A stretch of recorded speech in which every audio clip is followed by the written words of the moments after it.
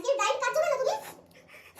আর কি বলবো আমার কথা, একটা বুড়ো লোকের সাথে বিয়ে হয়েছে টাকলা, আমাকে দিদি তুমি এমন ভাবে সাজিয়ে দেবে যাতে উনি আমার সাথে ফুলসজ্জাই না করতে পারে। আমার একদম ভালো লাগছে না। তুমি জানো কি করলে কেন?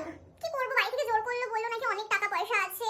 তাহলে তুমি টাকা দিয়ে বিয়ে করেছো? না, বাড়ি থেকে বিয়ে দিয়েছে টাকা দিয়ে, টাকার জন্য। কিন্তু আমি বিয়ে করতে চাইনি, আমি তো একটা রিস্কাওয়ালাকে ভালোবাসতাম, কি দারুণ দেখতে ছিল। তো কি করবো, যাই হোক তুমি আমাকে এমন ভাবে সাজিয়ে দাও যাতে আমাকে দেখতে একদম বিচ্ছিরি লাগে আজকে। ওই বুড়োর সাথে আমি ফুলসজ্জা কিছুতেই করবো না, একদমই না। ঠিক আছে, দেখছি তোমাকে কতটা বাজে ভাবে সাজানো যায়। প্লিজ তোমাকে রিকোয়েস্ট করছি, আমাকে দেখে আগে কেমন লাগছে।